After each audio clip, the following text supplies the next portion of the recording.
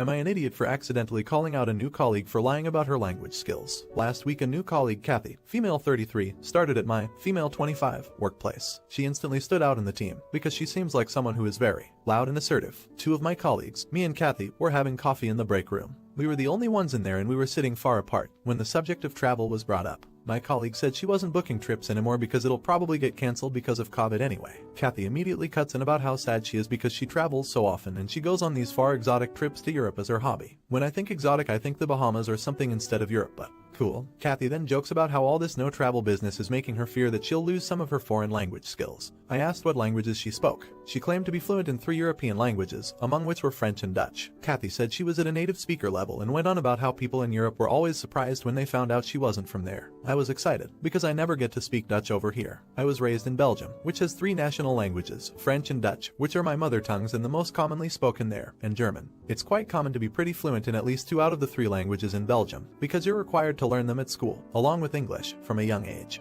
I told Kathy some Dutch meaning oh fun. We have something in common then. She immediately pulled this sour face and asked me if that was supposed to be Dutch. I said yes. She laughed awkwardly and said she couldn't understand because I have a terrible accent and must not be that good at speaking it. Now see, I don't have an accent. I speak Dutch more fluently than I speak English. I told Kathy that I grew up speaking Dutch and spoke it to my family all the time. She got miffed and asked what languages I speak and where I'm from. I told her I'm from Belgium, so I also speak French, and I added which you just said you speak as well. Cool. We can speak French instead. I acknowledged that I was a bit of a prick here, because by that point I knew she probably lied about speaking French as well. She then shoved her chair back and angrily got up, said whatever and stomped off. It was awkward. My other colleagues just kinda shrugged and said she shouldn't have lied. However, she later approached me and told me I embarrassed her by acting superior about my European heritage. I told her there was no way for me to know she'd lied about speaking those languages. She rolled her eyes and told me I was immature. A colleague told me that Kathy had called me a little witch who enjoys bullying new colleagues behind my back later. I don't think I was a bully at all, but I don't want this to turn into a huge thing. Do I just apologize to keep the peace? Am I an idiot? Edit 1. I'm not sure about escalating this to HR, which a lot of people have told me I have to do. I feel like this might make me look immature to the rest of my colleagues, of which I am the youngest, and it might not need to go that far. It depends on if Kathy is willing to put this behind her and be professional. If all else fails, I do have witnesses who would be honest about what happened, so I think I might be in the clear if she tries to twist the story. Edit 2. Some people have taken offense to me giving the Bahamas as an example of an exotic place and are trying to make this into a race issue.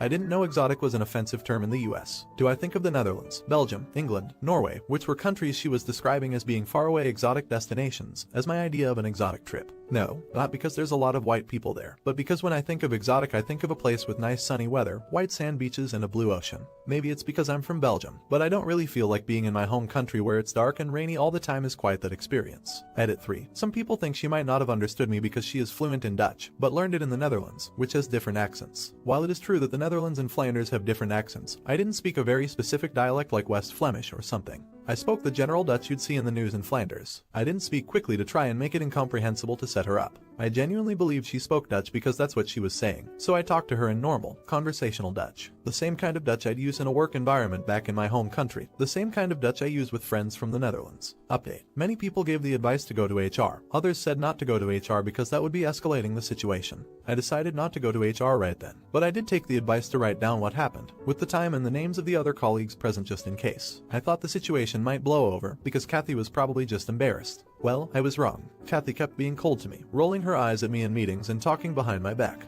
Another colleague came to confront me at one point to ask me why I had been so mean. Apparently Kathy was telling a different version of what happened. Kathy said that I'd said mean things to her in Dutch and was making fun of her in Dutch, so no one else but her could understand.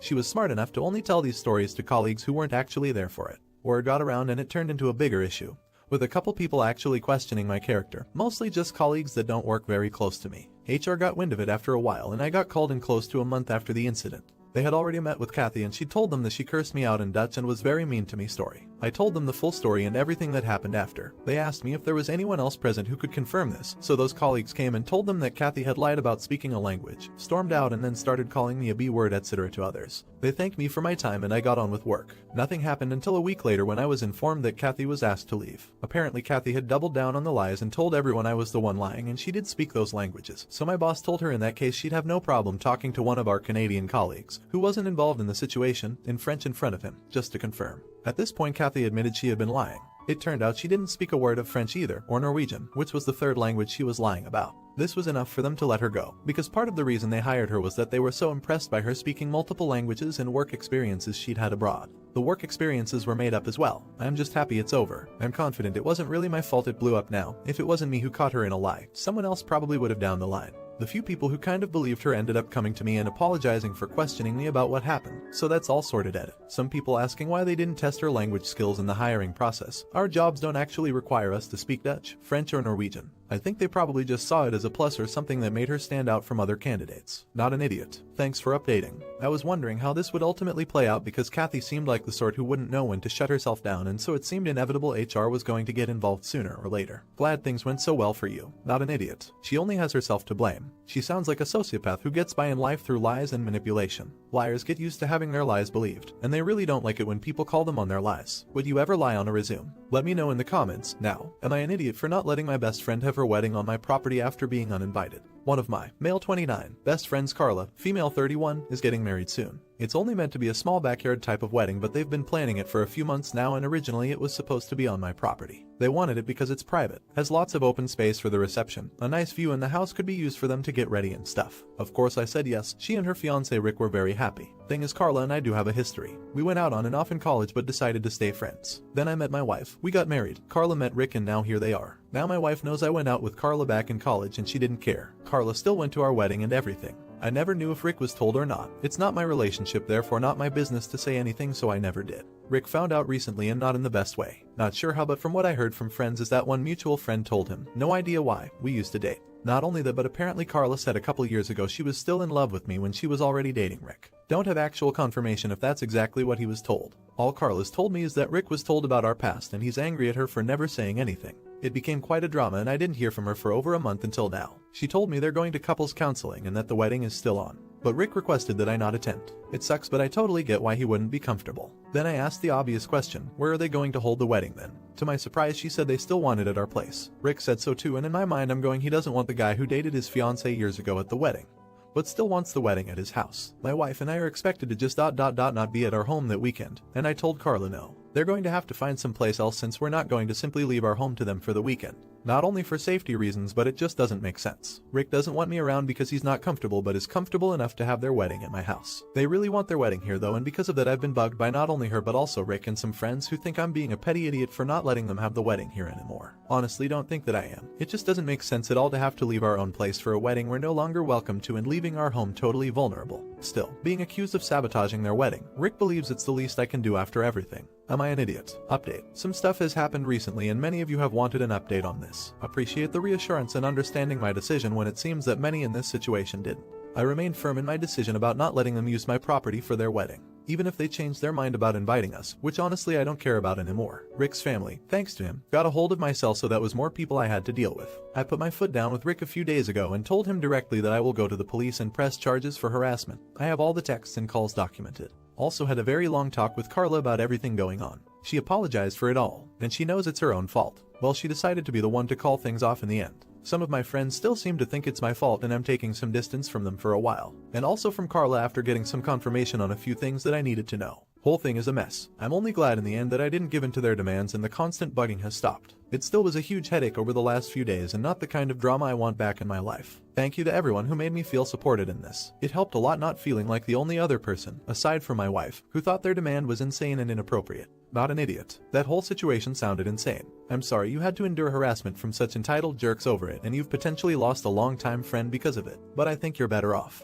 Fiancé especially sounds nuts. I can't grasp being so insecure over learning that my so has, gasp, dated other people before me. Would you have caved and let them use your property? Let me know in the comments. Now, am I an idiot for inviting my dad's girlfriend over my real mom to spend the day with me? My female 17 parents got divorced 6 years ago. My mom quickly remarried and my dad has been seeing his new girlfriend for nearly 2 years now. I now live at mom's house for 2 weeks, then switch over to dad's house for the next 2 weeks. My relationship with my mom has always been difficult. I always felt like my mom wished for a more girly daughter, so we could do classical mother-daughter activities together, but I'm simply not that person my mom wants me to be. I've always been more tomboyish and have been into sports, especially tennis since I was a little girl, something my mom never truly understood or made an effort to be interested in. As a result, my mom and I never had the close mother-daughter relationship I feel like my mom wished for us to have. Now my relationship with my dad has been the polar opposite. My dad and I always got along great and I have always been a daddy's girl. But when my dad introduced me to his new girlfriend Julia, I instantly disliked her. My younger self thought she was stealing my dad from me. Her being relatively young, 27 when they began dating.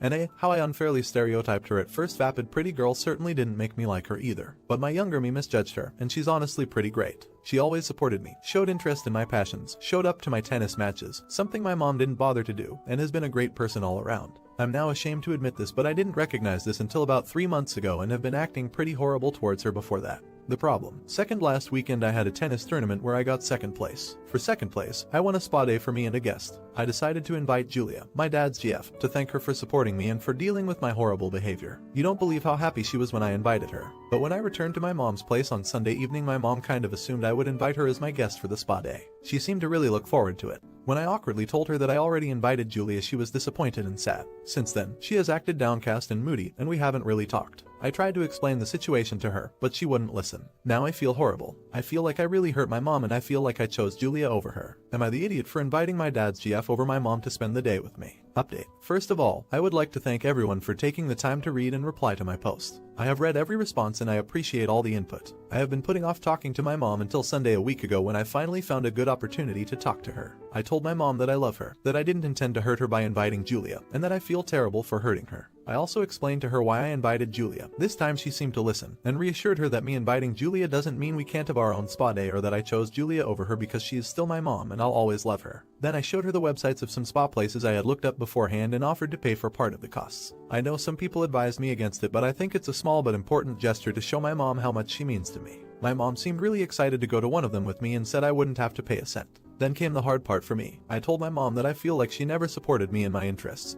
and it hurts me that she can't even be bothered to show up to my tennis matches. I also expressed my feelings that I always felt like she wished for a more girly daughter and how this hurt me. At first, my mom got pretty defensive. She tried to deny it, but I was adamant, and in the end, when she saw how important this was for me, she apologized and promised to improve. Later at dinner, my mom asked me if I would like to go to a nearby climbing park with her and my stepdad in the future. I instantly agreed and was so happy, because going to a climbing park isn't something my mom would normally suggest. I feel like it means she genuinely listened to me and tries to truly improve our relationship. It has been a week now since I talked to my mom, and I'm in good spirits as I hope our relationship will improve. Not an idiot. It's great to hear that your mom seems to have really taken to heart that your interests differ from hers, and she's willing to do things she doesn't necessarily have much interest in order to spend time with you.